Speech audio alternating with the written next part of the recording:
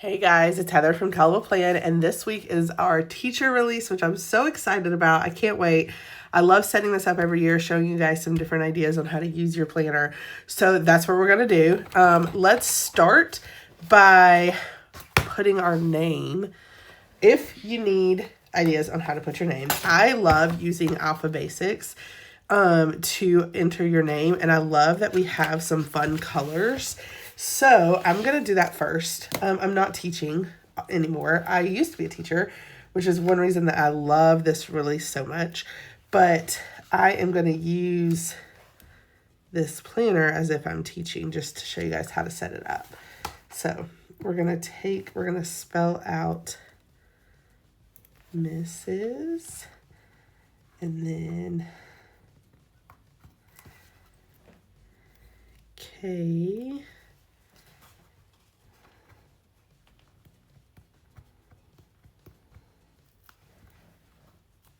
E.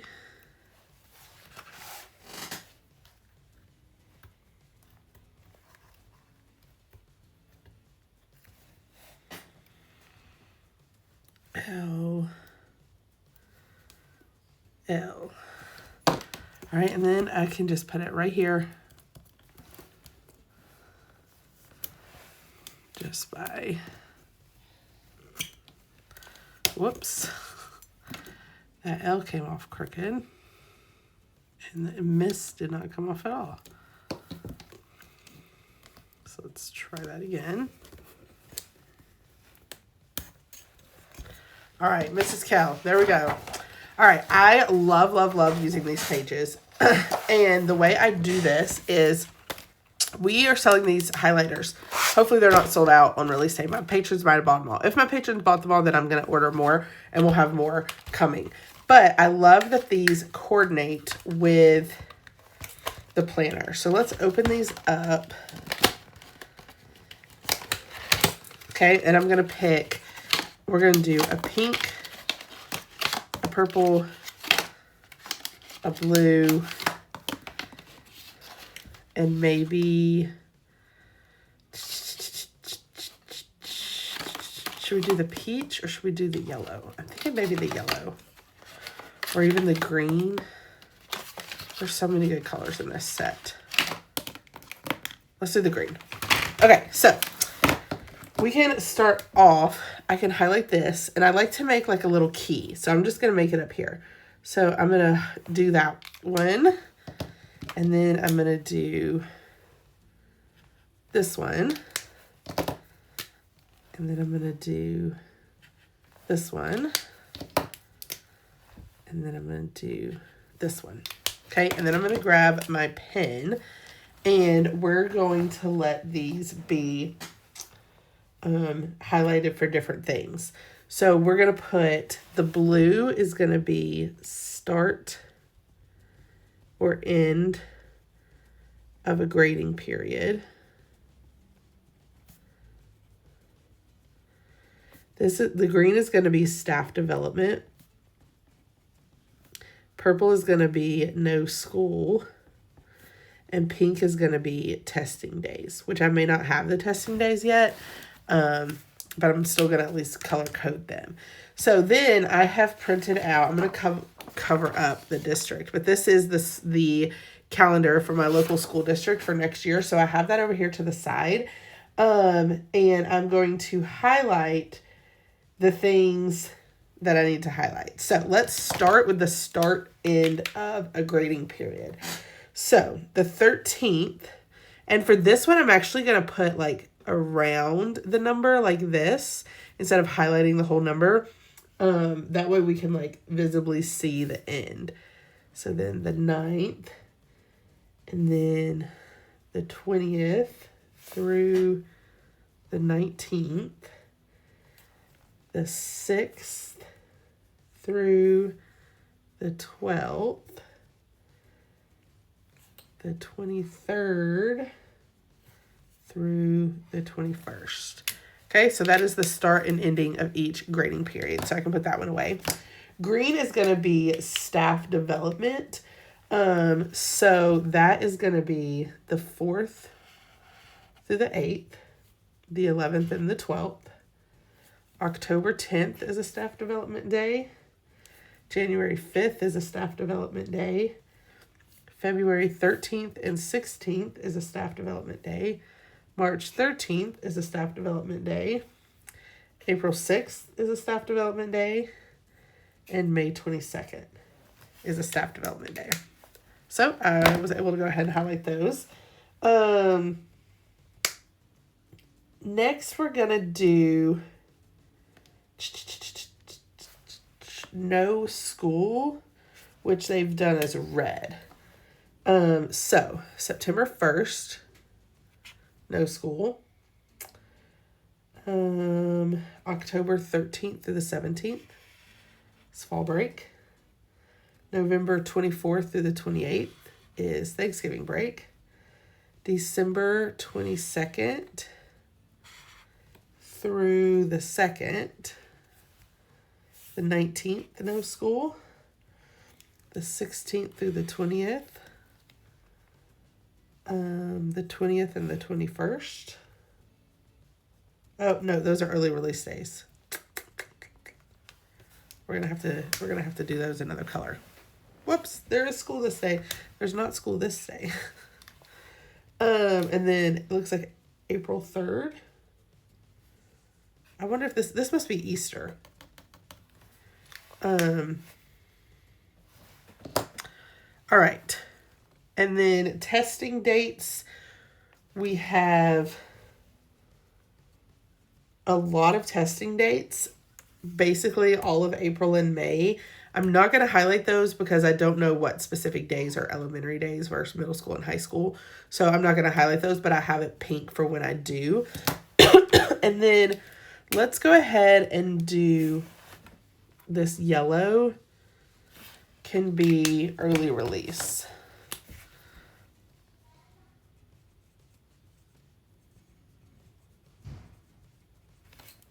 Okay, and then early release here, they did purple. So it's basically the 18th and 19th, and then these days right here that I already highlighted. All right. So now I've highlighted all of those. And then what you would do over here is you would come in and you could write in what those things are. So like here, I would highlight it green. And then I would say 4th through 12th, professional development. And then I could say 13th, first day of school. And then I could take the purple, and for September 1st, I could highlight it. And then I could say 1 Labor Day. And because it's purple, I know there's no school that day. And then for October, I could come here and say the 9th is the ending of a grading period. The 10th is staff development. The 13th through the 17th is fall break. And then I could say this is the start. So I'm actually going to put this up here. I'm not going to do all the months, but I want to show you all some of it. So start of grading period. So then here, October 9th, end of grading period. October 10th, staff development. October 13th through the 17th, fall break. 20th, start of grading period. And then I would just continue doing that for all the months. That way it's highlighted over here, but then I can see specifically what it is over here. I really love having these two pages side by side. You'll pretty much find these in almost all of our planners. These pages here, you could set up the way you want. Sometimes I do student info, calendars, just really however you need it. These are new pages where you can put your daily schedule and then what your class activity is, any allergies you need to be aware of in your class, and then you could set this up the way you need. And then you could track your professional development, staff meetings, student information. We're going to go ahead and flip, though, to a weekly setup because I want to show y'all a couple of different ways to set this up. Now, this is July, so most people don't need a July setup unless you're in like a year-round school, but I'm going to use these to show you different ways to set this planner up. So if you teach, like, let's say you teach elementary school and you are a self-contained classroom. If that is you, you could literally take these boxes, set them up in these squares. So we've got math,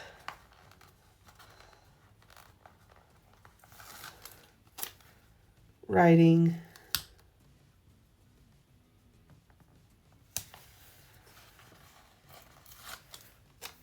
reading,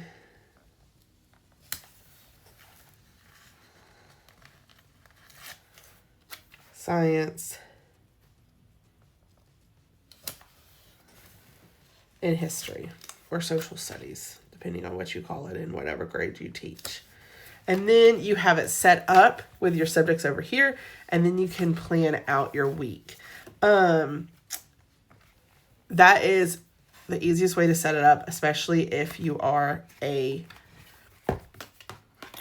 elementary school teacher. But this planner might be used by someone who teaches middle school. Maybe you have 3 class periods. Maybe you have 6 class periods and you see that this is a 5 subject setup. So I want to kind of talk to you about different ways to set this up if you aren't an elementary self-contained. So let's say, like when I taught middle school, I taught 3 sections of reading and writing. And then I taught, and those were like double. So it was like, we had 8 periods in a day, but 6 of mine were for 3 classes. So like one class had 2 periods because it was reading and writing. And then I taught 1 period of a 6th grade class. And then my last period was planning.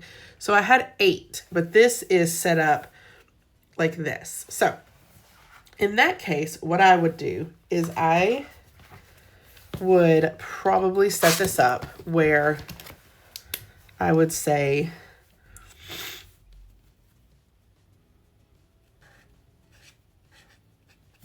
I would write in these boxes.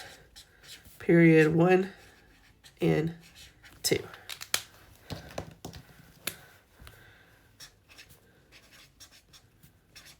Period 3 and 4.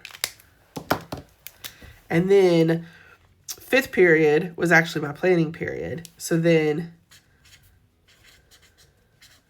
period 6 and 7 was my next one. And then the last class was period 8.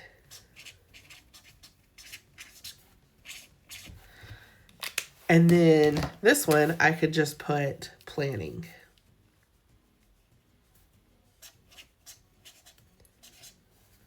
Plan it out. So this could be things that I need to do during my planning period. So this would be one way that you could set this up. And then let's say like period 1 and 2, each day, it may, because I taught both reading and writing in one subject, I might have wanted to split it down the middle and have a reading column and a writing column. Or I might have wanted to have a whole group and small group activities for each period. So you could kind of do that in 2 ways. One way is that you could use these half box stickers to split the box in half. And you could do it like this, where instead of using 6, because then you're going to run out of these stickers really fast, you could use 3 and kind of set it up like this. And then you can visually see the separation. Or you could take a ruler, and this would be the easiest way where you're not having to lay down a whole bunch of stickers. Take a ruler And then take a highlighter or a bold pen, and you can just separate it like this, and then you just have lines that separate your boxes a little bit better. And then you could do, depending on how you plan out, because like all of my lesson plans were done digitally, but then I like to put certain things in my planner where it would be easier for me to keep track of things. So honestly, a lot of what I kept track of is I would have written down like our whole group lesson, but then I would have used this box to track things for my small group. So maybe like if I had 3 small groups that I was working with, where I ended with each one each day, or if I needed to come back and touch on something with a small group that didn't go well or something like that. That's probably how I would have used this, because all of my lesson plans were digital, but I still liked a place to take notes during the day as things were happening. And so like here, I could come and do the bolded line again. And honestly, if you wanted to like really bold it, you could bold it on both ends. And that's one reason that we leave these lines. We don't really bold the top and the bottom either, because we want you to be able to separate this planner out the way that it works best for your classroom, because everyone's classroom is going to be set up a little bit differently, and therefore your planner is going to be set up a little bit differently.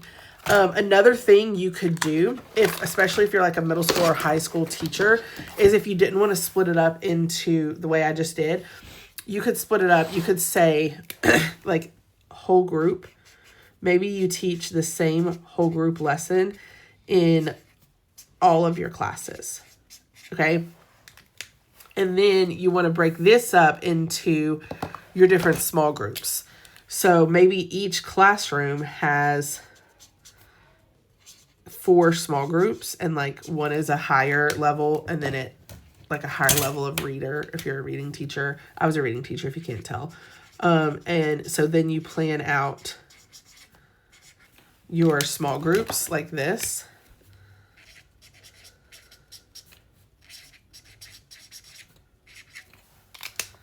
And then maybe down here is your assessment.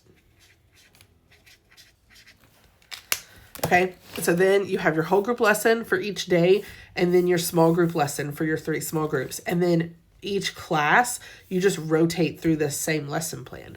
Of course, your small groups might change a little bit, but this is a great way to take notes based on your different small groups in your class. So maybe you could write the activity you're doing, and then you jot down a few notes about how each class did and each group did. This is another way that you could lay this out if you're not an elementary school teacher. Whole group lesson, and then small groups for each of your classes, and then how you're going to assess it before they leave. And you can just write in these boxes. You don't even have to use stickers unless you just want to.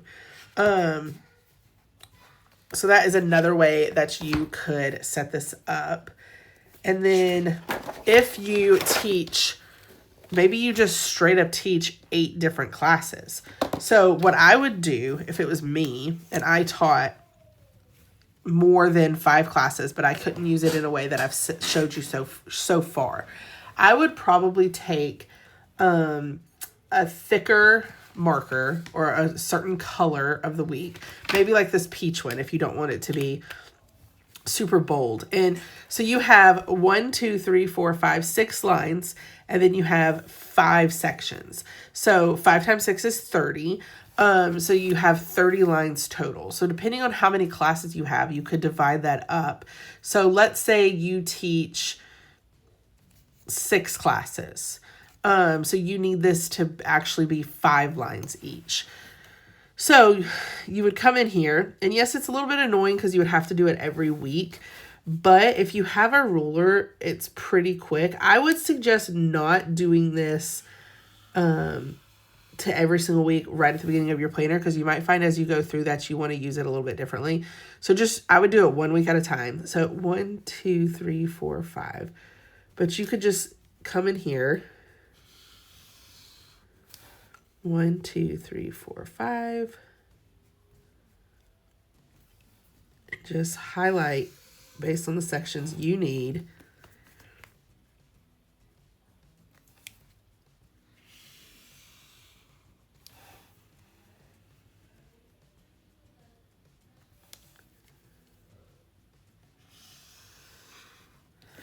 All right, and now you have 1, 2, 3, 4, 5, 6 sections instead of 5. Now, when you do it this way, these boxes over here aren't going to line up, but that's not really that big of a deal. I mean, it might be to you. I get that it might be to you, but you can easily adjust. You could even like just cover this up with stickers. You could label it like this, where you put like math, and you just label it, and you could put the label over the line if you're trying to cover it up. So like maybe this is math.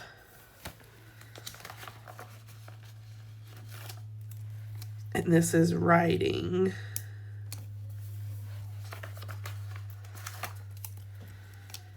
And this is reading.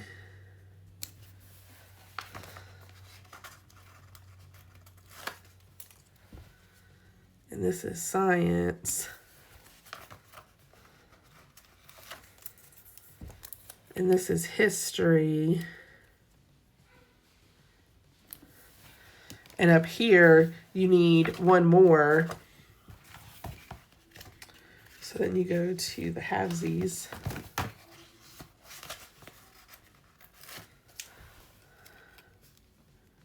And you label this one. And you could also use these if you didn't need math writing. Like maybe you wanted to label it first period, second period, third period. You could use these halvesies instead of these. So you could do first period, second period, third period, fourth period, fifth period, sixth period. And then you don't have the line showing. And you've lined it up the way you need it. So that's another way to make the layout work for you, even if you have more than 5 classes. Just go in and bold the lines based on how you need it. Of course, this is just like a quick overview, just trying to give you a couple of ideas of how to make this layout work for you. One great thing about this teacher layout is I think it is fairly flexible to where you can make it work for you. You just have to be a little bit creative. So I hope that you are inspired to try it and try to make it work for you. These items release on Friday, April 4th at 10 o'clock a.m. Central on kellblvd.com. If you like this video, I hope you hit the like button. If you want to see more of my videos, hit that subscribe button. And happy planning!